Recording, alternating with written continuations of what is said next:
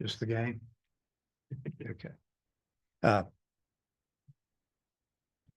don't know. I think it was a pretty exciting ball game. And I thought it, you can say it's a Tuesday night in March, but that was a good win for our team.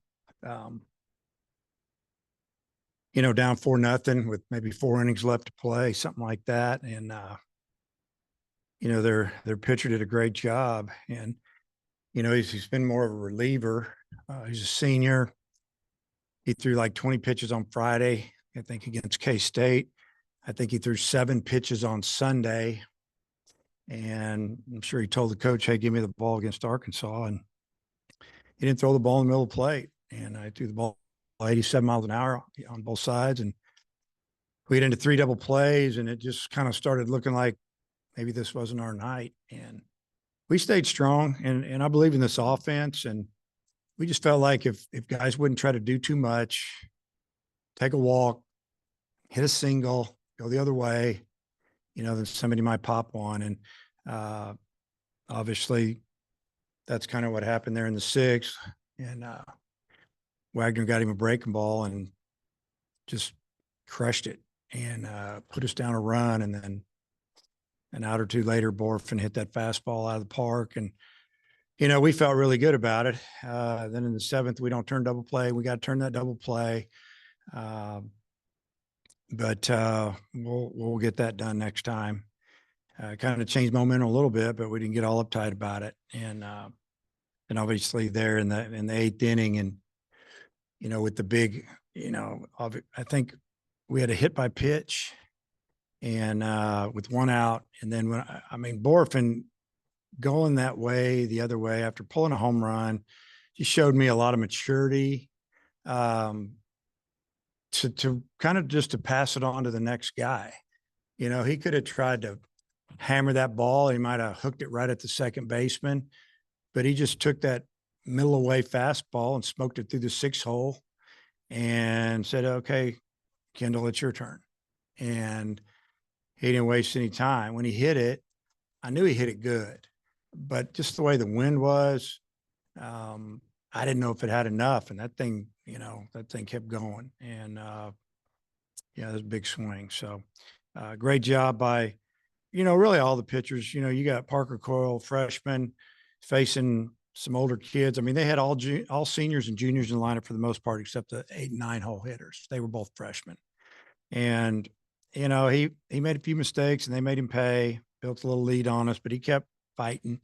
Gave the ball to Ledbetter that I felt like got better as innings went on. And then Dylan just pitched great and gave us an opportunity to climb back in the game. And, even there in the 9th, they had to go through their boys, and, they hit some balls hard that were caught, but we had a bunch that were caught early too. So good win for our team. That's the way I feel about it.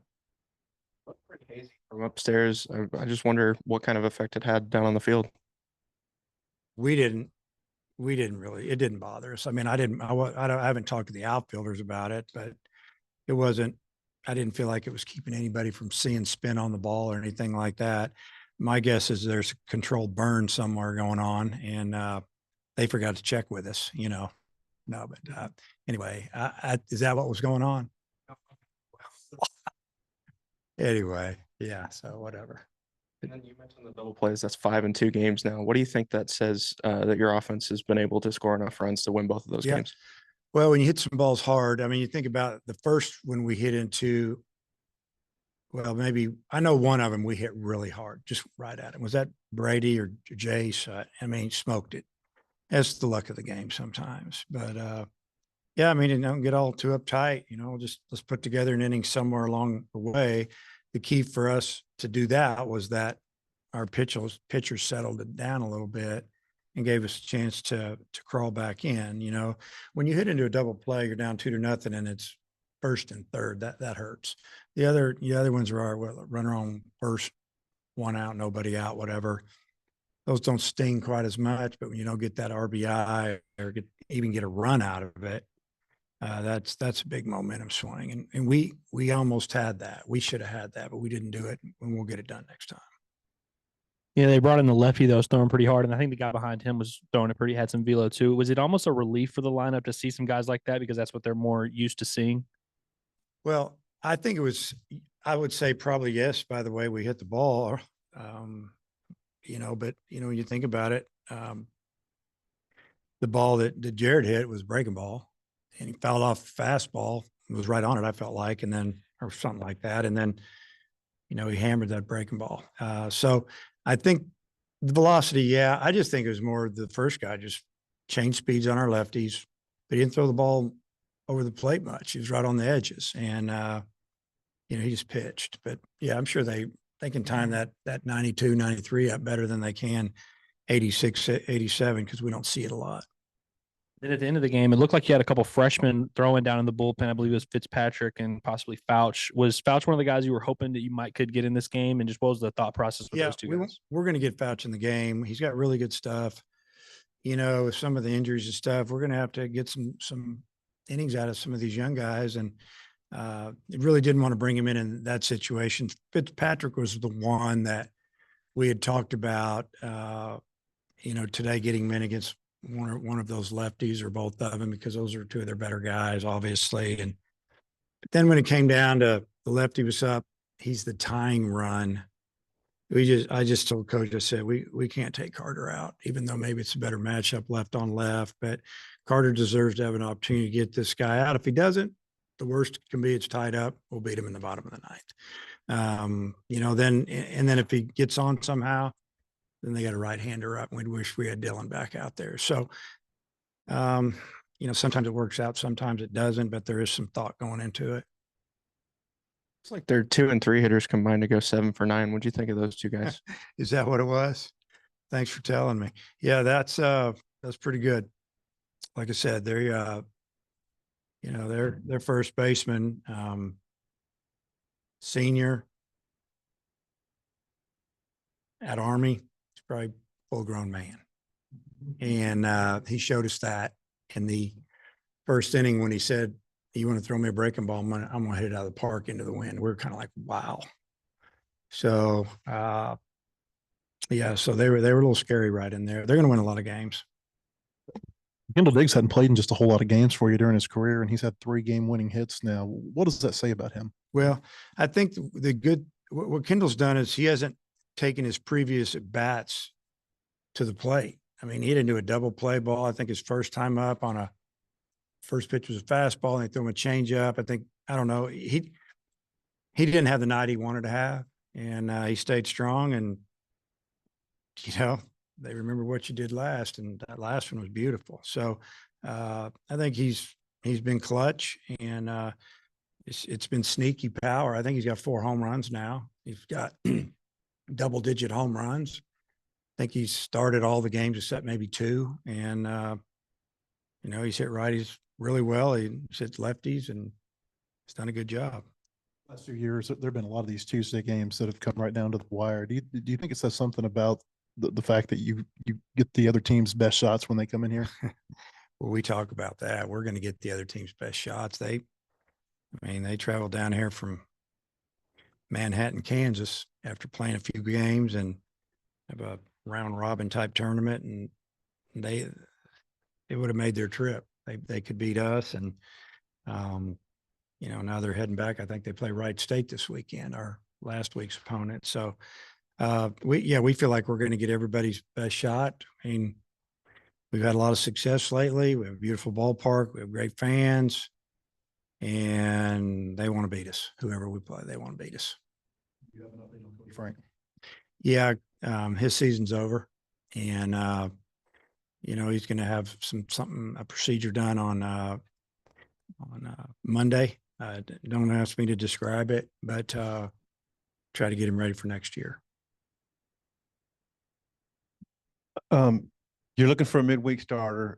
What do you think Coyle's still in the mix now? Yeah, I think so. I mean, he had some hitters. When he throws the ball to the edges, he's good, and he's got a better curveball than he showed. And we saw a really good curveball in the fall.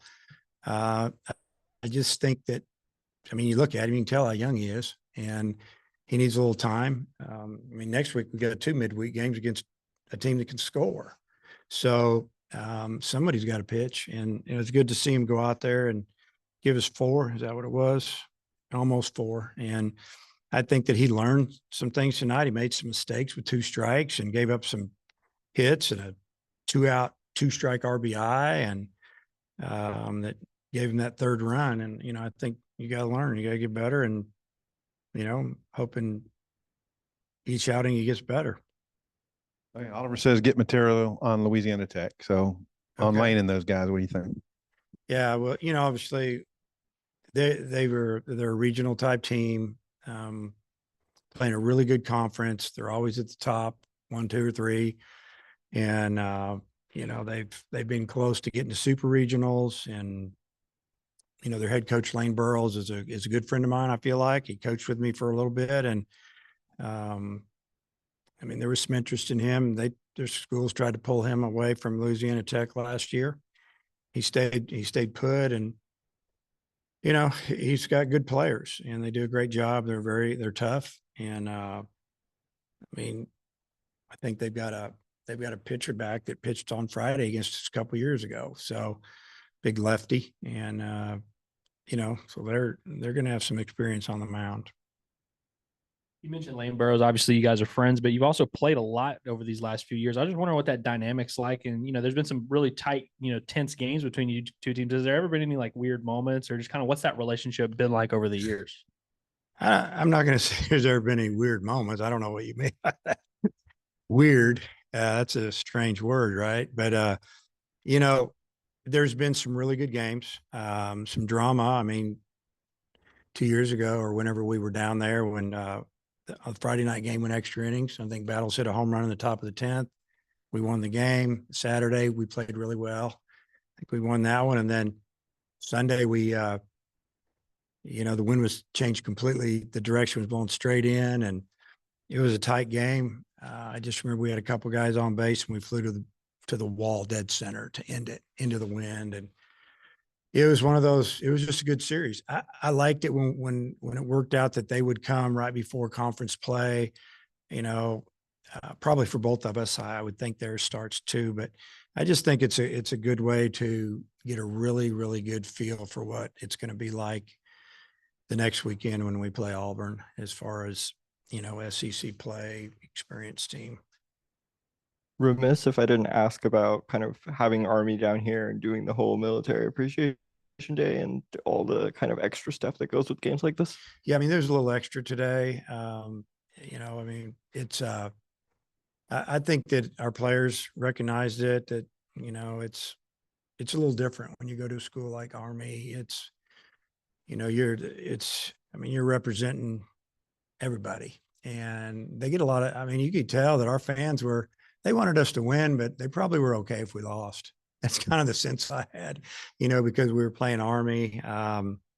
You respect it. You respect those guys over there. And I like the way they play, no nonsense, little attitude. And I like our guys to play like that. And yeah, it was, it might've looked laid back from the stands, but it was pretty intense on the field. And I don't know, like I said, it's the first time we've had them in here. We haven't had, I think we played Navy my first year here, maybe in 2003, early, but it's, yeah, I enjoyed it. I hope that they will come back in the future.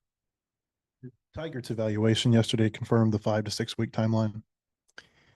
That's what we got out of it. Yes. Okay. Yes. So, and then you're adding a second pitch clock back behind home plate. How much do you think that'll help your pitchers or any pitcher? That way they don't have to turn around and look at it, and hopefully it matches up with the one in the outfield, and hopefully it works. We had some things not work today, and but yeah, then they can be looking and get, I better hurry up, or whatever they need to do. If there's a runner on, they get a reset. If they need it, they can just step off, and we're good to go. If it's the first one on that hitter. So it's definitely going to help. I truly believe that. And we didn't have to do it this year, and I imagine a lot of teams won't. But I think it makes sense. You mentioned yesterday Nate Thompson might not be here Friday. Is that confirmed? And you're going to coach third? His uncle passed away, so I might have been kidding that I was going to coach third, but we'll see. Yeah, Coach, I know we've talked about Dylan Carter a lot, but now that you know Frank's done for the year, just how big is it that Dylan's come on so strong recently? It's been huge. I mean, he's been throwing extremely well. I mean, he threw a couple breaking balls today from the side. They look nasty. Spotting his fastball, 92, 93, and challenging up, mixing, and he's got a good changeup. And he threw a couple good ones. Threw a couple that got away from him, but I thought he pitched really well. And it's big. We got to have a couple more. We got a couple more guys. Okay.